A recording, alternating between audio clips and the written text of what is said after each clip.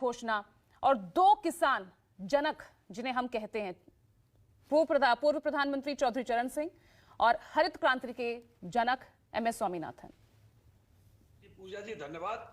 पहले तो किसान के पास सब्जी देने से आते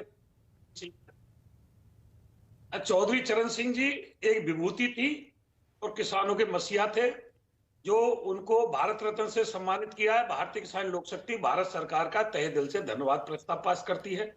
माननीय स्वामीनाथन जी ने भी किसानों के लिए स्वामीनाथन आयोग की रिपोर्ट लागू की, C2+50 का समर्थन मूल्य की उन्होंने सिफारिश की, लेकिन अभी तक C2+50 की सिफारिश लागू नहीं हुई। मैं आपके चैनल के माध्यम से केंद्र सरकार को कहता हूं कि अगर किसानों का संपूर्ण रूप से आपको दिल जीतना है, किसान को सौतेली माँ का बेटा नहीं समझना है, तो देश में किसान आयोग का गठन किया जाए, C2+50 लगा करके MSP को गारंटी कानून बनाया जाए। आज आवारा पशुओं की बहुत बड़ी समस्या है।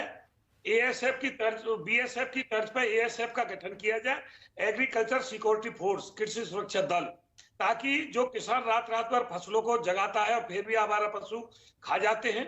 खाद बीज की जो मुख्य समस्या है उनका निस्तारण किया जाए। पशुओं की बेहतर चिकित्सा के लिए हर जिले में बड़े अस्पताल खोले जाए, क्योंकि आज मवेशियों की चिकित्सा बिल्कुल धराशायी है।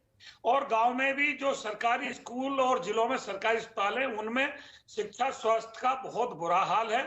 बहुत सारा काम आज किसानों को, क्योंकि किसान ने कोरोना काल में भी देश की GDP को बनाए रखा। किसान जो है भारत की अर्थव्यवस्था में बहुत बड़ा भागीदारी है, लेकिन किसान खुद कर्जे में दबा हुआ है।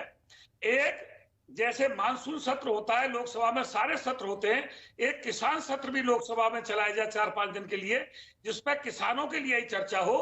और जो देश का बजट ये माननीय लोग खा जाते हैं, विधायक और सांसद और मंत्री को जो बहुत बड़ा बड़ा वेतन भत्ता और पेंशन मिलती है, इसको बंद किया जाए। क्योंकि इनको जो विकास शुल्क मिलता है कम से कम 30-40%, तो ये अपनी विकास निधि में से खा जाते हैं ठेकेदारों के माध्यम से। वही बहुत बड़ा पैसा इनकी जेब में चला जाता है विकास निधि से। लगभग मास्टर शिवराज सिंह, बिल्कुल प्ररेशानियां जो प्रॉब्लम्स हैं वो बरकरार है, इस पर मैं जवाब लूंगी राजेश जी से। लेकिन ये कहा जा रहा है कि जो भारत रत्न की घोषणा की है उससे किसान वर्ग जो अब तक नाराज चला आ रहा था, उसे साधने की ये कोशिश है।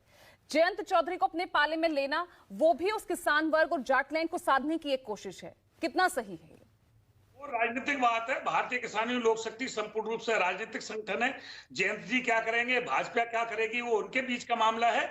लेकिन एक किसान नेता को सम्मान देना ये गर्व का विषय है। इसके लिए हम भारत सरकार का तहे दिल से जैसे भारतीय किसान लोक शक्ति ने मांग की थी कि खेतों की खतौनी की तर्ज पे गाँव में घरों की घरौनी बनाई जाए, और आज उत्तर प्रदेश में क्या पूरे भारत में घरों की घरौनी बन रही है, ये भारतीय किसान लोक शक्ति की मांग थी। तो हमने उसमें भी केंद्र और प्रदेश सरकार का धन्यवाद प्रस्ताव पास किया था।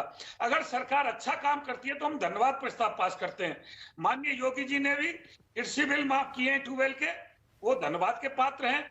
जो खनन पे, जो किसान पे जो रॉयल्टी लगती थी, खनन माफ किया है।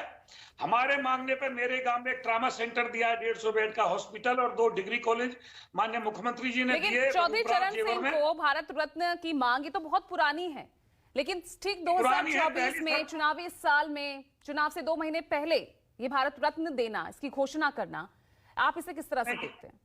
मैं ये कह रहा हूं कि देश के किसान ने 60 साल लगातार कांग्रेस की सरकार रखी, लगातार कांग्रेस की सरकार रखी, लेकिन किसान वहीं की वहीं दोबारा। जो सरकार सत्ता में आ जाती है वो किसान को भूल जाती है, और जो सरकार विपक्ष में चली जाती है उसे किसान की मजदूर की याद आती है। ये सबसे बड़ा किसान मजदूर का दुर्भाग्य है। ठीक है राजेश, रिस्पॉन्ड कीजिए। जो सरकार सत्ता में आती है वो उसे भूल जाती है। भारत रत्न आपने दिया, ये स्वीकार, ये स्वागत योग्य कदम है और इसका स्वागत कर भी रहा है किसान, लेकिन जो उनकी परेशानियां हैं वो दूर हो,